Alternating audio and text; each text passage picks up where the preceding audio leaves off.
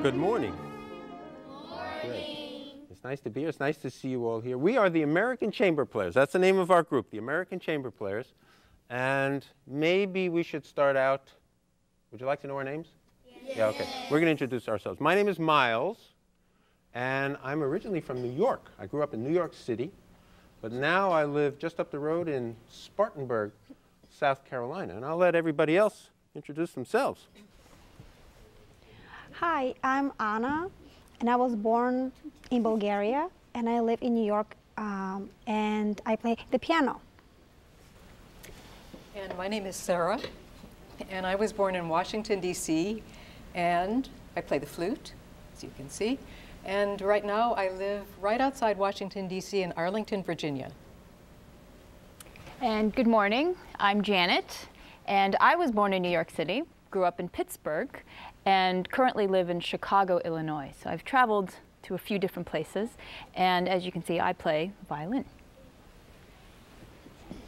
Hi, I'm Steve, and I was born in Santa Barbara, California, and now I live in Chicago, Illinois, and I play cello. And I thought we would just start right off by playing some music. Does that sound like a good idea? Yes. I think it's a good idea. Okay, we're going to play some music. And anybody ever heard of a composer named Mozart? Yeah? Okay. We're going to start out by playing a piece by Mozart, okay, for flute, violin, viola, and cello.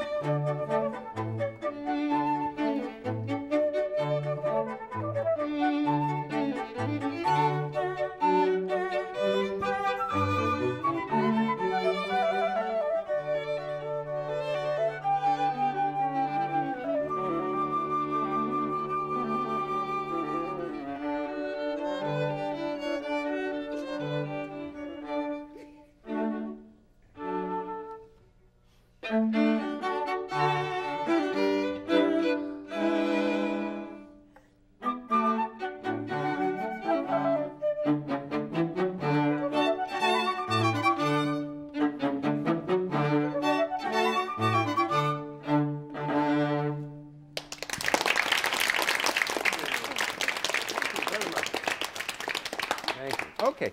Now, how many of you have played a musical instrument? Oh, good. That's great. How many of you have played a stringed instrument? Wow. How many violinists do we have here? Anybody play the viola?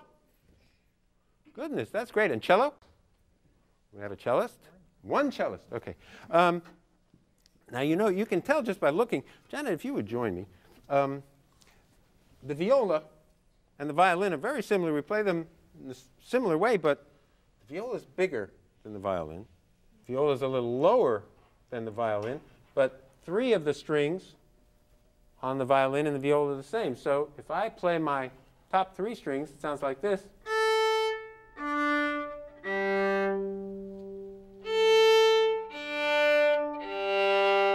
Janet has 1 higher string, so if I go like this, I'm at the top, but Janet has 1 more.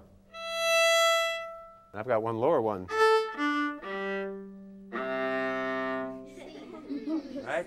Now, Steve on the cello is the lowest of the group, and his notes are actually the same notes as the viola notes, but much lower. So listen.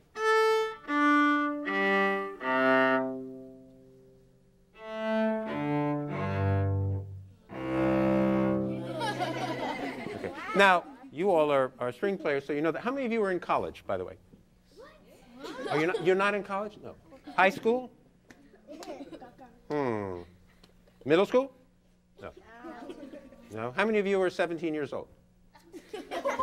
No? You're in elementary school, aren't you? Yes. Oh, okay. What grade? 5th. Let's try that again. How many are in 3rd? No 3rd. 4th? 4th? Got a couple of 4th? 5th? Mainly 5th. 6th? Oh, okay. Good, good, good. And do any of you sing in groups too? Have you sung? Good. Now, you know that the music that we're playing is called classical music, right?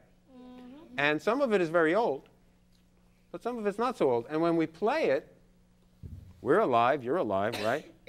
So it feels like the music is alive when we're playing, doesn't it? Mm-hmm. Now, when we play these stringed instruments, I wanted to demonstrate something for you. You all know what this is called, right? Yes. That's a bow. Okay, it's a bow.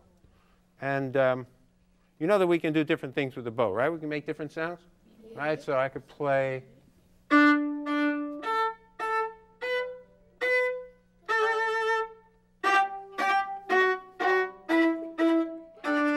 Right? Or I could play.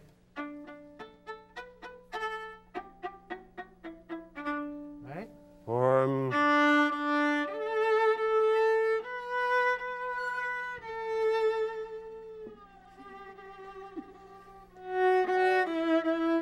all these different sounds that you can make with the bow. Or I could bounce the bow, right? Can it bounce? So I can go.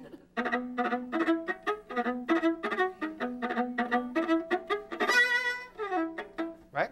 Okay. Now, the stick is made of wood, right? Yes. Right, okay. And this? Horsehair. Oh, horsehair. Oh. From the horse's ear? No. No. From the nose? From the horse's nose? No? From the tail. Oh, from the tail. But this doesn't look like a horse's tail. No, it doesn't. I tell you what, though, if I take it apart, can you hold my viola for a minute, Steve? What if I take this apart? Let's see. See, I'm unscrewing the bottom of my bow. Would you hold that for a minute for me? Sure. Are you ready?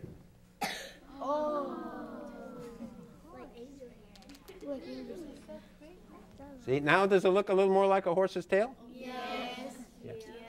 All right, anybody want to guess how many hairs there are in this? Here? A million? No. 100. 160. 110. 50.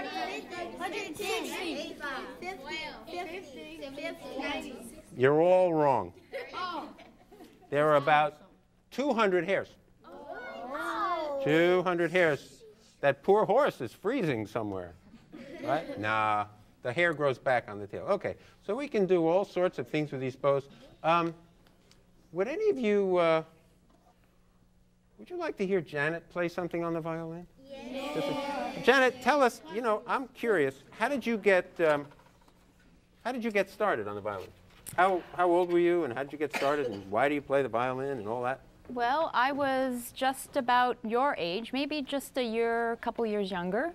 I was about 7 when I started, and I actually started on an instrument that was about half the size of this instrument. So for some of you, you may have an instrument that's similar in size.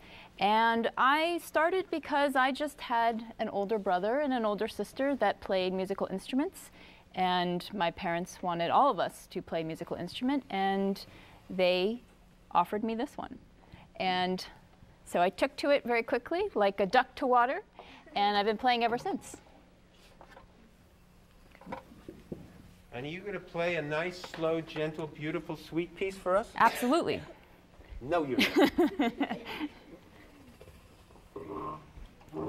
So I'm going to play a piece by a composer by the name of Pablo de Sarasate. He's a Spanish composer. He was also a very famous violinist of his time. And he was very famous because he was a virtuoso, meaning that he was really skilled at playing the violin. And he would often play very exciting and flashy showpieces. And the piece that I'm going to play is from a piece that's called Gypsy Airs. And this is just a small portion of that particular work, but you'll get an idea.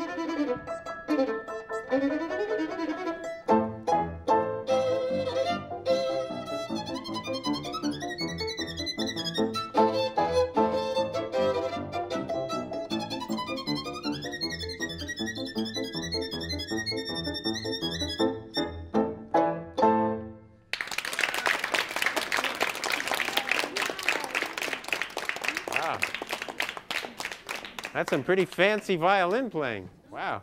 You like that? Pretty cool, huh? You think you can all play like that? No. Maybe one day. Maybe one day if you practice enough. Maybe one day. Now, I'm curious. We heard the violin is, we heard all this fancy violin playing, but maybe we should hear the cello play too. Would you like to hear the cello play? We heard all this high, fast, flashy stuff. Would you like to hear the cello play something low and pretty? And I think we should. I think we should ask Steve to play something. Let's get his stand out here in a chair.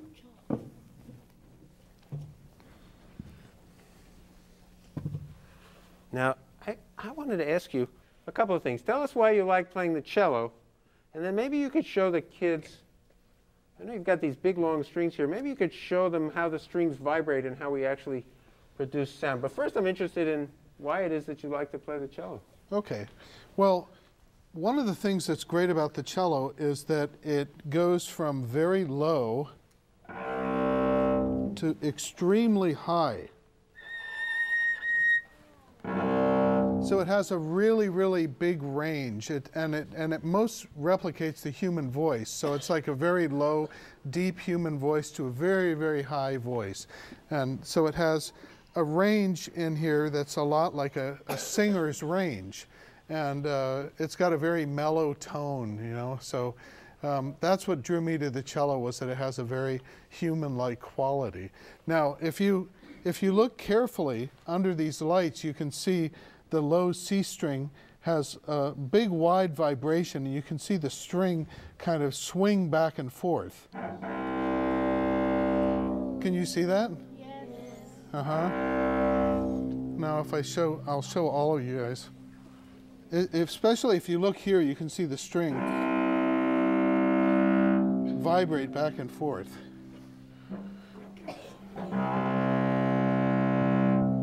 That's a lot of vibration because we have a long, long length of string. Now you can't see it as much with the violin because the string length is a lot shorter. And the other thing I like about the cello is it makes a great cricket sound. No, I'm just kidding. Okay. Now I'd like you all, when Steve plays this piece, I'd like you all to think about what you would call it if you had to give it a title. All right, what what images come to your mind, if any pictures come to your mind, if any thoughts come to your mind. If you had to name the piece, think about what you would name it. Okay?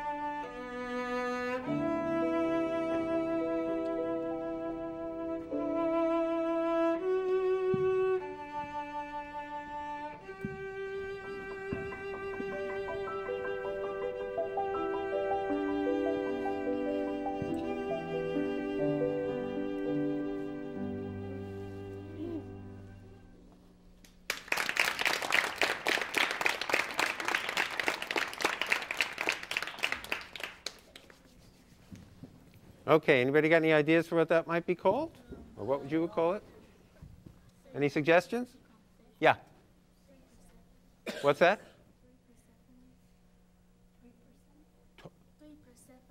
Toy Persephones. Oh, okay. Is that a flower? Oh, the Persephone is a flower. Okay. So that reminded you of flowers. Anybody else?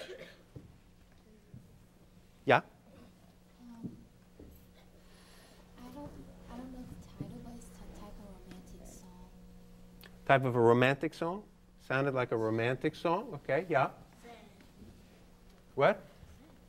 Sad? So it sounded like a sad song. But if you had to give it a title, let me ask you this, did anybody think of an animal it might remind them of? Lady and Tramp. A what? Lady and Tramp. Oh, Lady and the Tramp. What is the animal in the Lady and the Tramp? I don't remember. Is that A dog. a dog? Did that remind you of a dog? Really? Yeah. No, it sounded like the music that. Oh, you like the music that's in there. Okay, yeah.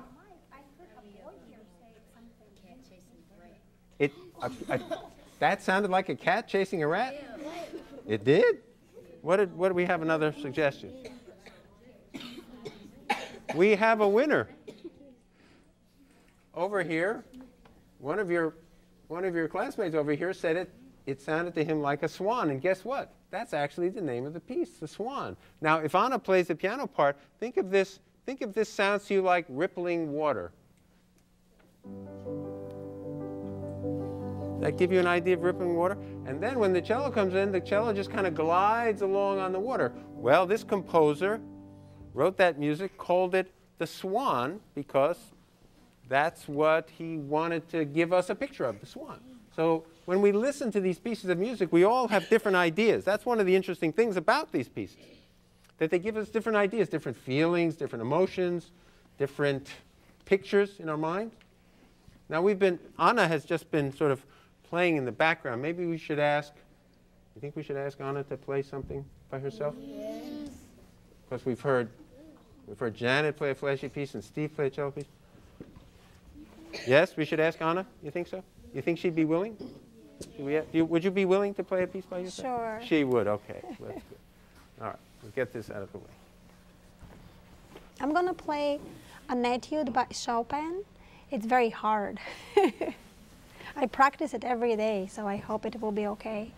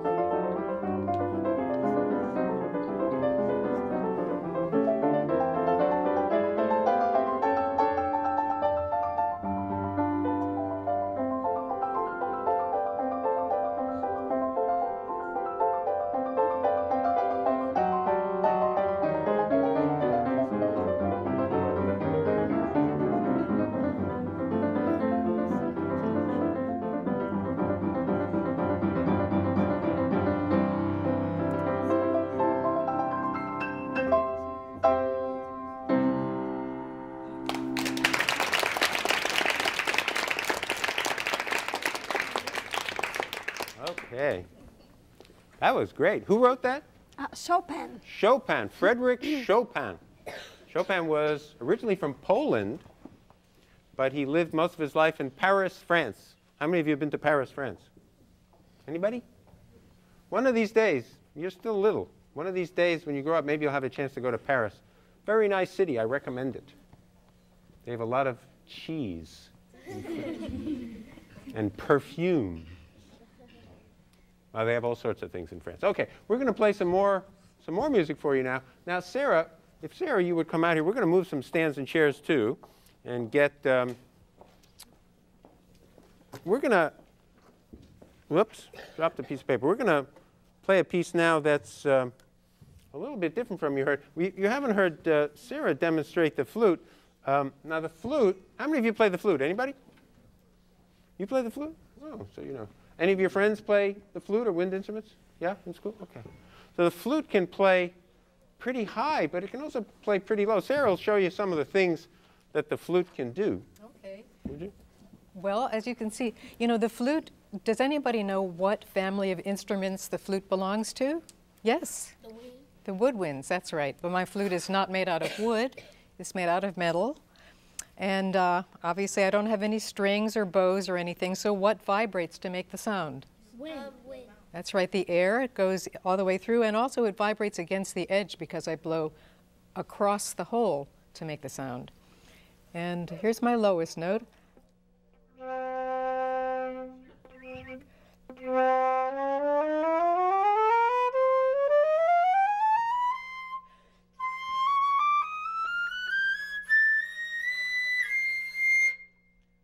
So I get to play the top, usually the top line, the melody, the part that you can go out singing.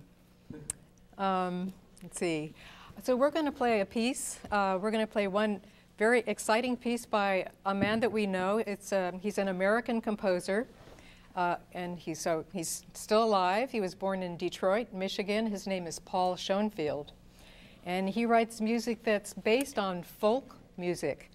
And one thing that he says about his music is he likes to write music that makes people sweat. And this piece definitely makes us sweat. But it also makes people laugh. I think people have a good time with Paul Schoenfield's music while they're sweating. Don't do too much sweating while you listen, though, okay? Not a lot of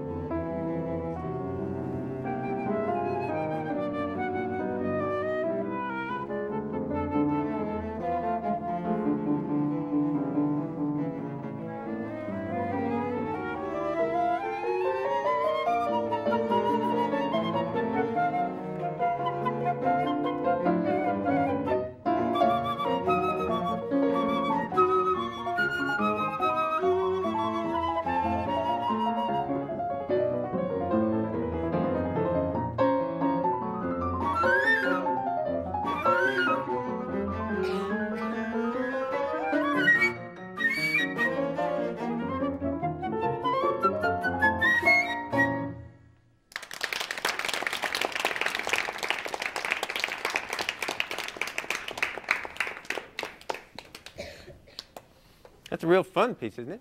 Yes. Does that make you want to dance? Yes. It sounds like dance music, and I think that's not an accident. I think he wanted everybody to feel like they would want to dance and tap their feet and stuff like that. So that's another thing. You know, sometimes we think of classical music as very, very serious, right? We have to be serious when we're playing classical music. But there's a lot of classical music that's a lot of fun. We have one more piece to play for you, but I thought maybe we would see if any of you had some questions beforehand. Any of you have any questions? Let me pick up where'd the microphone go? I have a little microphone here. Any of you have any questions you'd like to ask for any of us about the music, about the playing? Yes. Why don't you stand up and come and talk into the microphone? I have a question for Miss Sarah. Okay. Does it take a lot of air to blow into that instrument? It does take a lot of air. Yes, I think I've used up enough air for about 10 people in my lifetime. That's a good question. Does it take a lot of air to play? You have to learn how to use it right, you know. You have to budget. They do the same thing when they play their string instruments. They have to make their bow last a long time, you know, long enough to get through the music. But for me, it's kind of harder in a way because it's my breath. And when you breathe, you don't breathe just the way we normally breathe every day, just shallow breaths. You take deep breaths all the way down, right? Very deep breaths, yes. Deep breaths, even though you take them fast. As fast as I can. Fast as you can. Any other questions? More questions? Yeah. What is your question? For Anna, Uh-huh. Does your hands hurt if you play real fast after it, when you play a lot of pieces? That's an interesting question. That's a good question. Do Anna's hands hurt when she plays a lot of music, when she plays fast music? Well, that's a good question. They actually can hurt if I play in the wrong way. If I get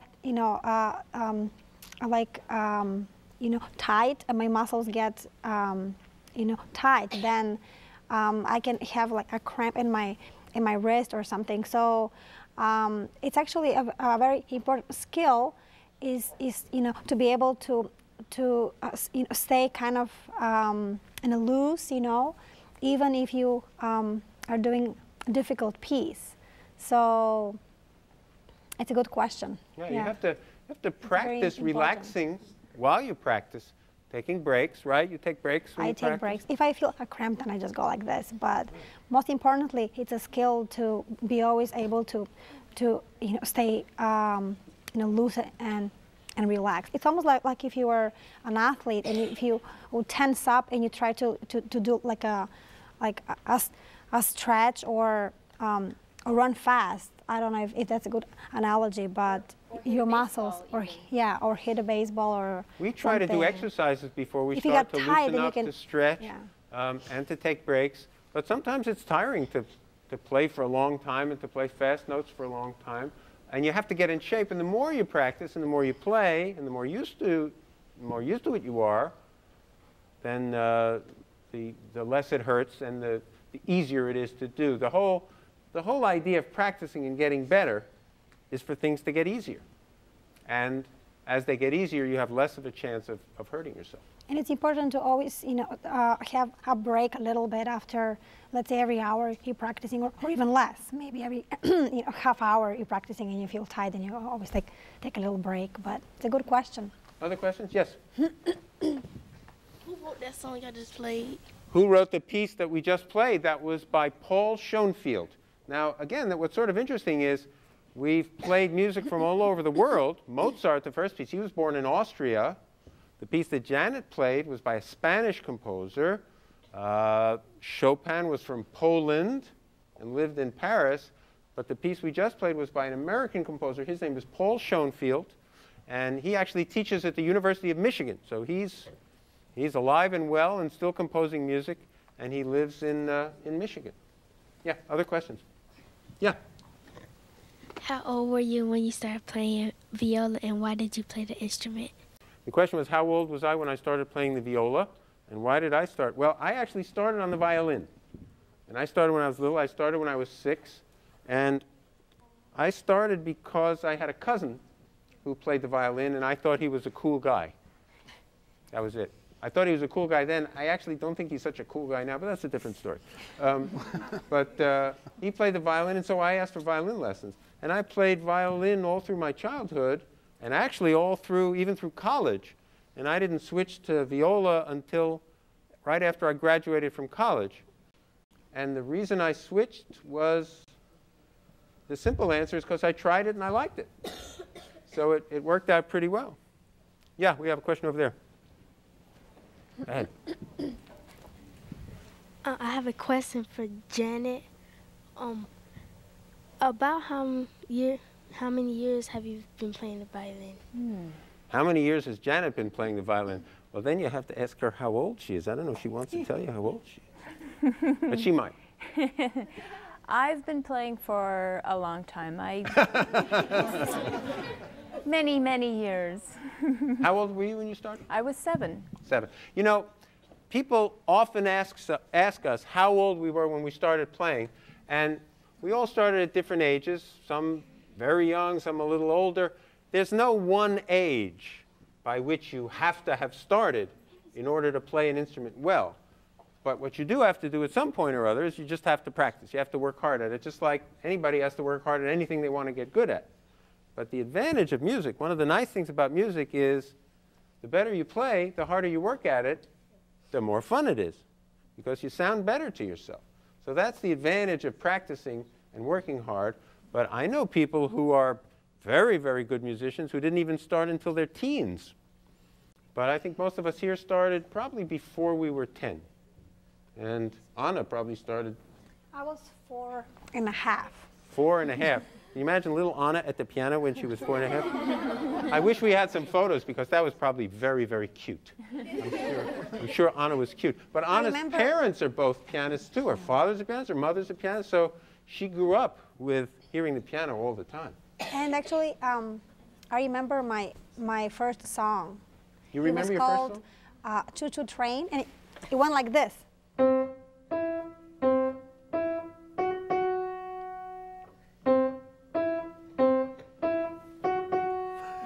I still remember it. I love it. That's very good, Anna.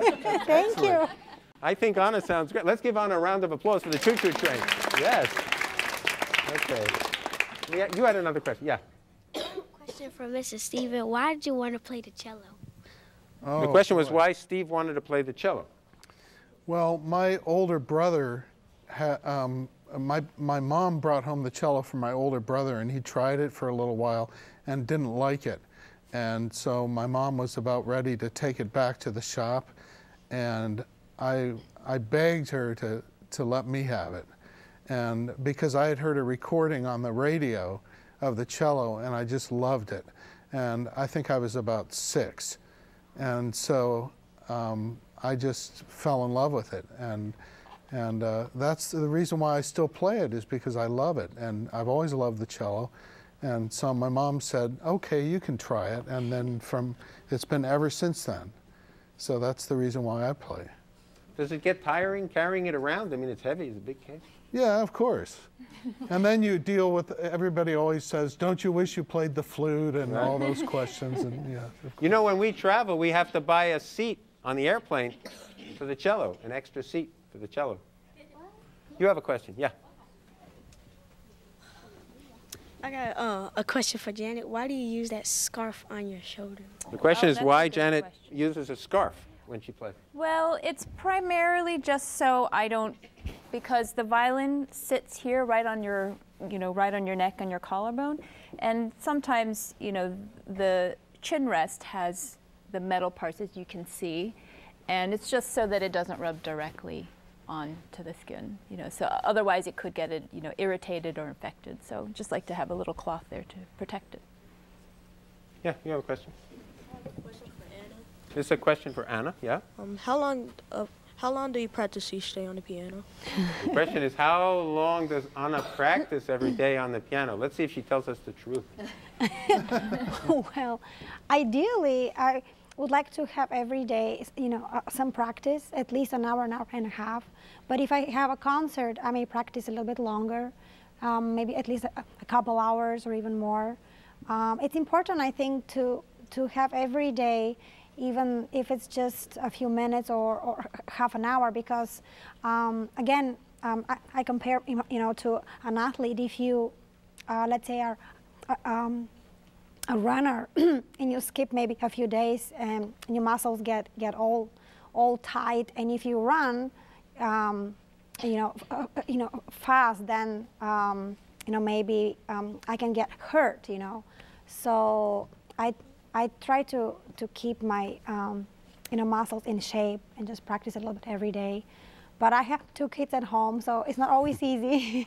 I have usually like, what, do you have 2 kids? Yeah, I have my older son is 4.5, and my younger one is almost 16 months, and he's actually here at the tour with me with my father. So, but I have other things that I do. I mean, I'm not just a pianist who stays home and just practices all day long. Although there are people who are, who are able to, and that's great. But I like to have a balanced, life. So, but it's important to have every day maybe just a little bit of time if you do play an instrument.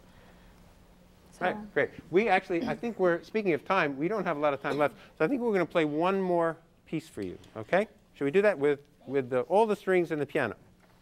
I do want to thank you. You've been a great audience, great bunch of kids. Good luck with all your music in school and with everything else you do in school. And thanks for coming today, okay? We're really, really glad you were here, okay? So thank you.